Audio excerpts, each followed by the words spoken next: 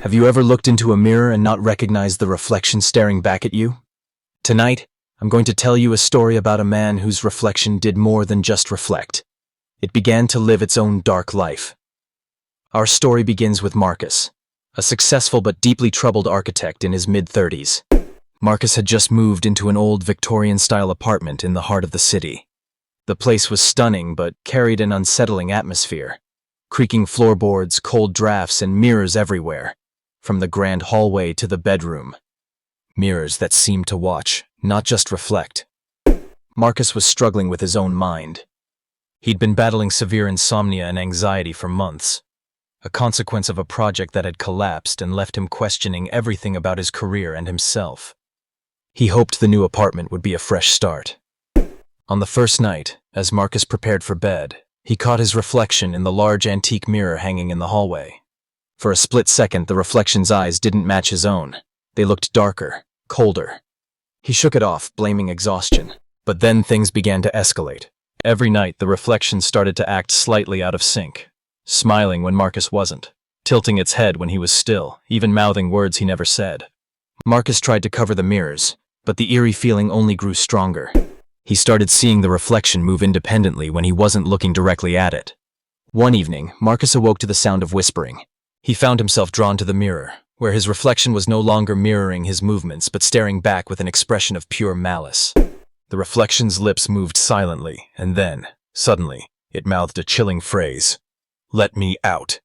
Terrified, Marcus backed away, but the mirrors around the apartment began to fog up, as if breathing. He noticed the reflections in the smaller mirrors around the room weren't his at all. They showed scenes he never witnessed.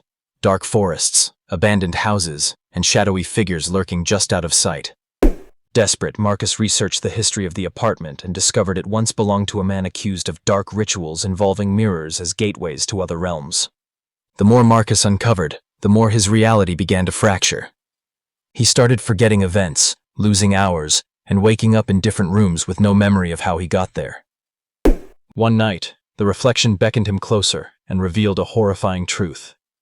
It was not just a reflection, but a trapped entity, a shadow self born from Marcus's own suppressed fears and guilt. It promised freedom if Marcus switched places, letting it escape into the real world while Marcus became trapped behind the glass. Marcus faced a harrowing moral dilemma. To save himself, he had to sacrifice his own freedom, becoming a ghostly prisoner in the mirror world. Or he could resist, risking losing his mind or even his life to the entity that fed on his terror. In a climactic moment, Marcus lunged at the mirror, shattering it into countless shards. The apartment plunged into darkness. When he opened his eyes, the mirrors were gone, replaced by empty walls. But as dawn broke, Marcus caught a glimpse of a shard on the floor. In its fractured surface, he saw not his own reflection, but a pair of cold, dark eyes staring back at him, unblinking, waiting. Was Marcus free? Or was the entity still watching, waiting for another chance to cross over? The line between reality and reflection had blurred forever, leaving one question hauntingly clear. Who is truly looking out from the mirror? Days passed after the shattering of the mirrors, but the apartment never felt quite the same. The silence was oppressive, as if the very air had thickened with unseen tension. Marcus tried to carry on, convincing himself the nightmare was over. Yet, at times, in the corner of his eye, he caught flickers of movement, shadows stretching and twisting where no light should fall. Occasionally, a faint whisper would ripple through the stillness, just beyond comprehension, like a name being called softly from a distance. Marcus found himself drawn back into his research, desperate to understand what had truly been unleashed. He scoured old newspapers, library archives, and obscure forums dedicated to the occult. Each fragment of information painted a darker picture of the apartment's past. The original owner, a man named Elias Thorne, was a reclusive scholar obsessed with unlocking the secrets of parallel worlds. Legends spoke of his experimentation with mirrors as portals, attempting to bridge the gap between his realm and others. Some said he vanished without a trace, swallowed by the very forces he sought to control. One chilling entry described a mirror ritual, a binding spell designed to trap malevolent spirits within reflective surfaces. But the ritual was incomplete. The final incantation was missing, lost to time. Without it, the mirror could become a prison or a gateway, depending on the will of what lay within. Marcus began to suspect his own reflection was not merely a victim, but a part of that ancient curse, tethered to his psyche and the apartment itself. His nights grew restless. Dreams bled into waking hours. Fragments of shadowy figures, whispered threats, and corridors that twisted impossibly.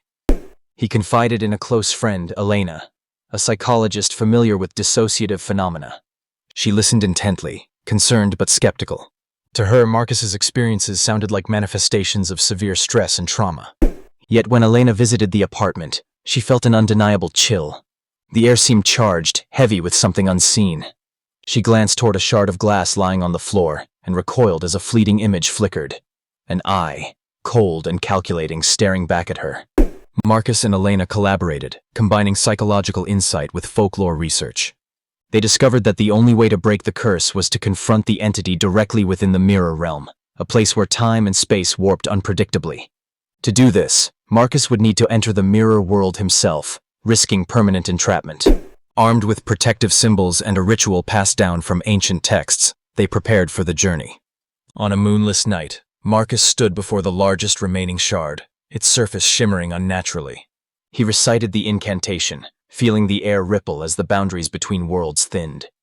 Suddenly, he was pulled into a mirror dimension, a distorted reflection of his apartment, bathed in shadows and fractured light. The walls seemed to breathe, and whispers echoed endlessly. There, the entity awaited, its form shifting between Marcus's own face and a monstrous shadow. It spoke, voiced like 1,000 echoes, revealing its hunger for freedom and the torment it endured, locked away for centuries. Marcus confronted the entity, acknowledging his own fears and guilt that had given it strength. Through resolve and acceptance, he weakened the entity's hold, offering it peace and release rather than conflict. In a final surge of light, the mirror world collapsed, and Marcus was thrust back into his apartment, gasping for breath. The shards on the floor dissolved into dust, and the oppressive atmosphere lifted. The mirrors were gone, but Marcus felt whole again. He knew the darkness inside him still lingered, but now it was contained, understood. He looked into the empty spaces where mirrors once hung and smiled, a quiet victory over the shadows within. Yet late at night, when the wind howled through the city streets, Marcus sometimes swore he saw a flicker in the corner of his eye, a pair of cold, dark eyes watching, waiting. The line between reflection and reality had not entirely vanished, reminding him that some mirrors never truly break, and some reflections never fully leave us.